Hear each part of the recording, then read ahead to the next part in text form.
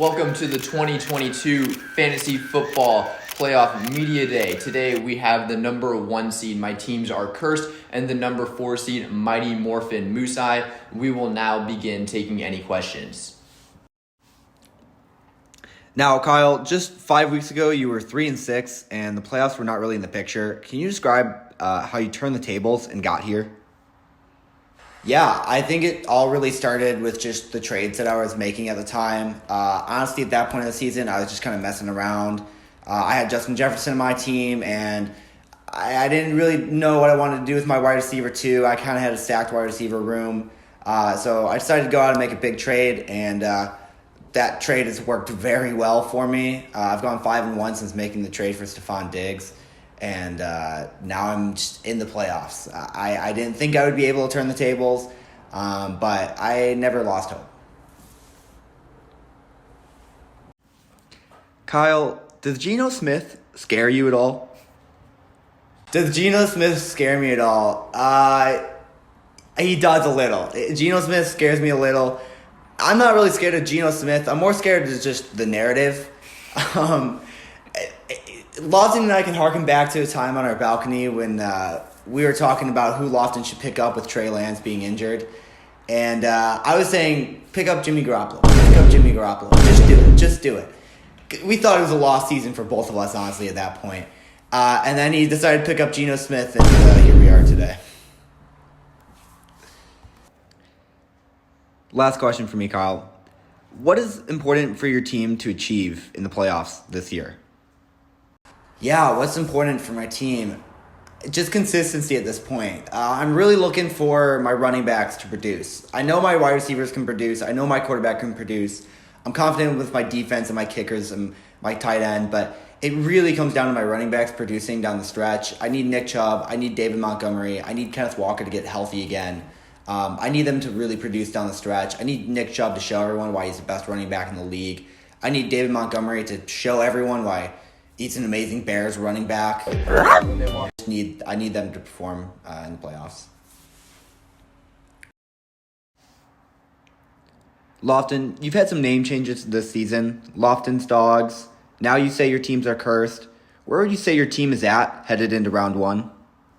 I would say we're in a very good position. We kind of got our rough stretch out very early on. You know, starting the season 1 and 2 was not ideal at all. Picking up a big win streak in the middle of the season was great. And then down the stretch, my team's really been performing well. We had that close loss to John's team, but besides that, we've really done everything well. Players are performing, and some of these guys are hitting their stride at the right time. So I'm looking pretty good heading into this first round right now.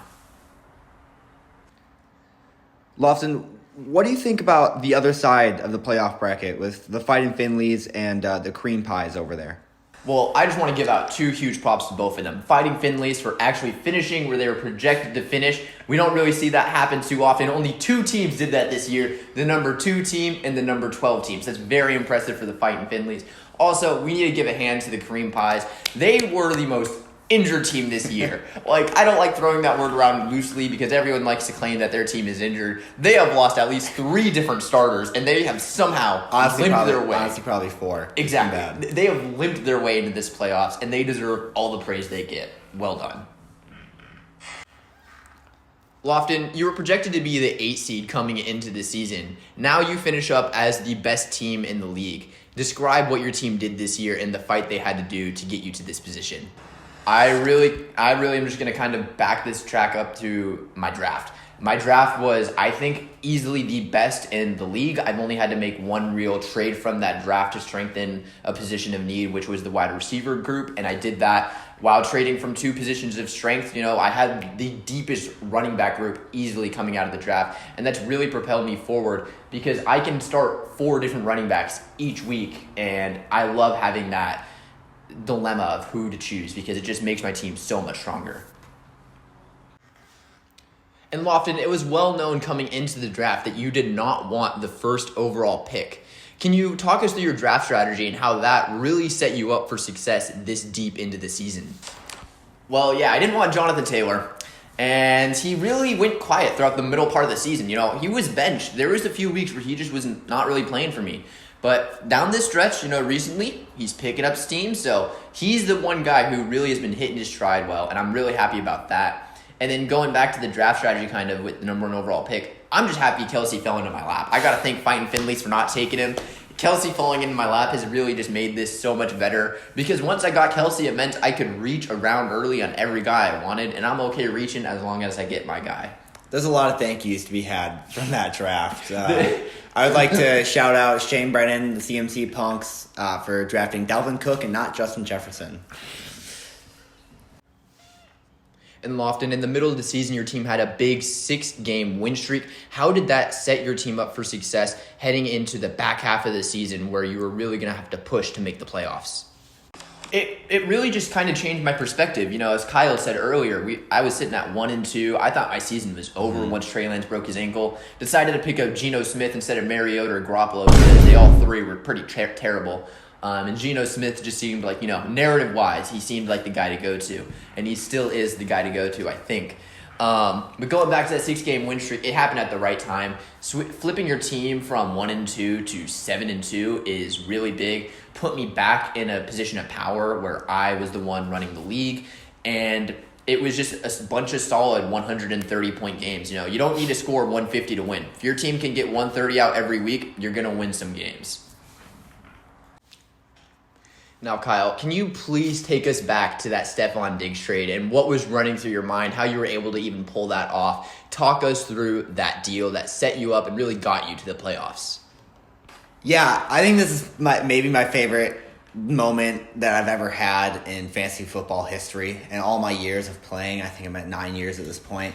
It started with Terry McLaurin. It started with my Terry McLaurin trade to Max.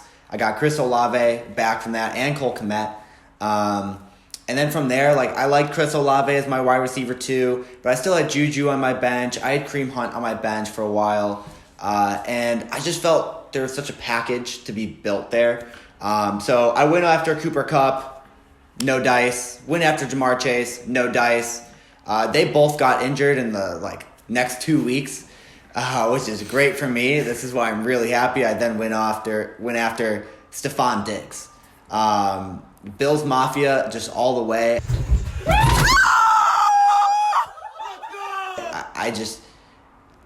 He just felt special. Stephon Diggs is a special player. I knew if I just stacked my wide receiver 1 and 2, I wouldn't have any issues going forward. I knew they're not injury prone. I could fill out my flex and my running backs fine. I was just if I get 2 wide receivers in my 1 and 2 slot, no issues going forward. So I just did that, and oh my gosh, has it paid off. It's been one of my favorite strategies I've ever done. Kyle, down those last 2 weeks, your playoff chances were very slim. You needed people to lose, and you needed to win. What words do you have to say for Dennis Allen's hate club after they choked away that 4th playoff spot? Yeah, man. I bet if you look at how the season was going, Fighting Finleys and Dennis Allen Hate Club, Aaron Schmidt over there, they were in those playoff spots pretty much all year. Pretty much all year they were holding those playoff spots. I was looking up, they were looking down. I honestly don't know how I pulled it off. I've gotten really, really lucky. If you go back to my matchup with the CD Lambs, I got really lucky in that one. And even luckier in my matchup this past week against Max Flammer. Russell Wilson and Debo Samuel went down. Very lucky. I won by 4 points. So I've just been really lucky going into the end here. I'm very gracious to be in this playoff spot, but I've definitely been talking smack to everyone that's missed out on the playoffs. No further question, guys. Thank you. Thank you for your questions, guys. Thanks.